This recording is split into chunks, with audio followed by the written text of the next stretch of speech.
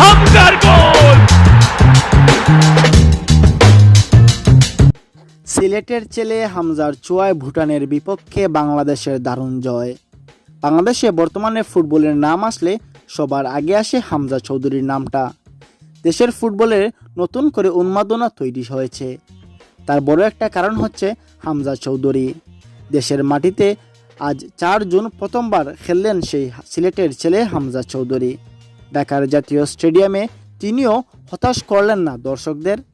ম্যাচের 6ষ্ঠ মিনিটে গোল করে পরের মাটিতেই নিজের অভিষেক রাঙালেন হামজা চৌধুরী।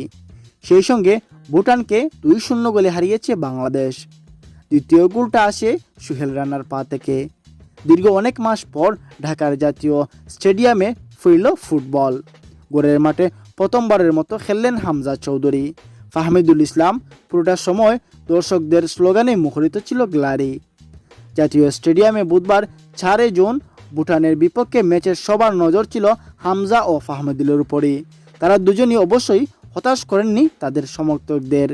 ম্যাচের 6ষ্ঠ মিনিটে জামালের অ্যাসিস্ট থেকেই গোল করে সমর্থকদের আনন্দে ভাসান হামজা চৌধুরী। বাংলাদেশের জার্সিতে গোল তো বটেই, আন্তর্জাতিক ফুটবলেও এটাই তার প্রথম গোল। সবশেষ খেলা গত বছরের সেপ্টেম্বরে ভুটানের কাছে 1-0 গোলে হারিয়েছিল ক্যাবরেরার শিষ্যরা। এ ম্যাচে তাদের হারিয়ে মধুর প্রতিশোধটাও নিল লাল সবুজের প্রতিনিধিরা। গত মার্চে শিলংয়ে ভারতের বিপক্ষে এশিয়ান কাপ বাছাইয়ের 3য় রাউন্ড ম্যাচ দিয়েই বাংলাদেশের জার্সিতে অভিষেক হয় হামজা চৌধুরীর। আজ দেশের মাটিতে প্রথমবার খেলতে নেমেও তিনিও ঝলক দেখিয়েছেন। আরও একবার হৃদয় জয় করলেন এই ফুটবলার।